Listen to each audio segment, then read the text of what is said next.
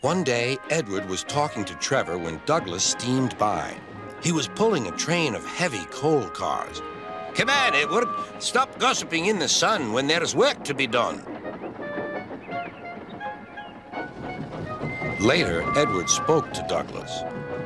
"Trevor and I are old friends, and you and he have a lot in common, too." "We do?" quizzed Douglas. "And what would that be?" "Scrap," said Edward quietly.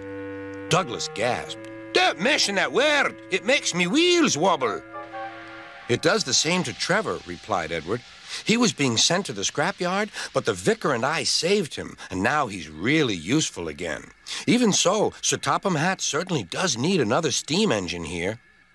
"Aye, he does, and quickly." That night, Douglas was still working. He had taken the midnight goods train to a station at a faraway part of the island where only the diesels work.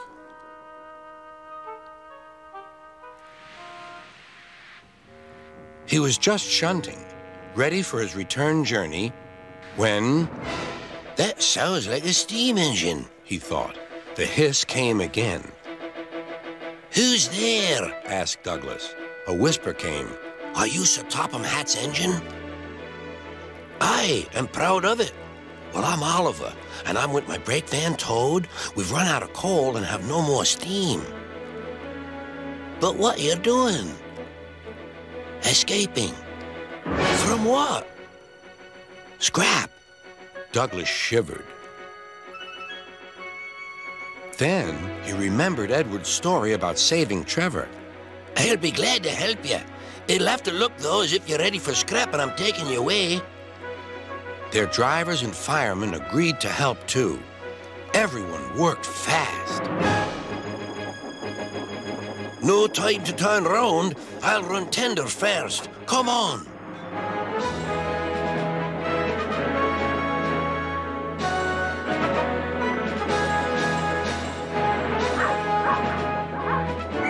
But before they could clear the station, they were stopped.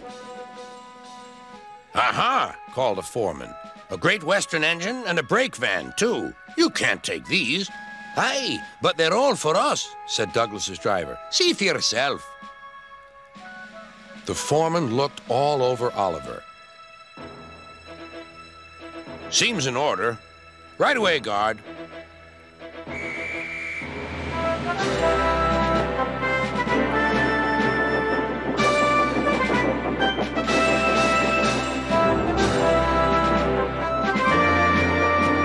"That was a near thing."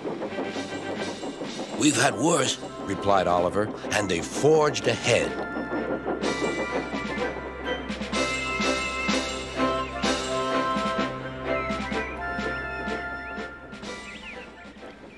It was daylight when their journey ended. "We're home!" cried Douglas. "Shh!" said his driver. "There are the works.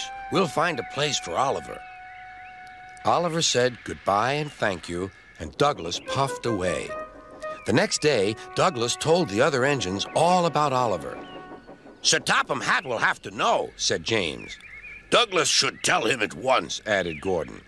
"Well, here he is," said a voice. "Now, what's this all about?" "Beg pardon, sir, but we do need another engine." "Yes, sir," ventured Gordon. "A steam engine, sir." "Well, unless one is saved from scrap, there's little hope." "But, sir, one has." "Yes, indeed. And thanks to you, Douglas, he is now at our works. Oliver is just what we need for Duck's branch line." Everyone cheered. Now Oliver and Toad are mended and painted in full Great Western colors. Duck and Oliver are happy on their branch line. The others laughed at first and called it the Little Western.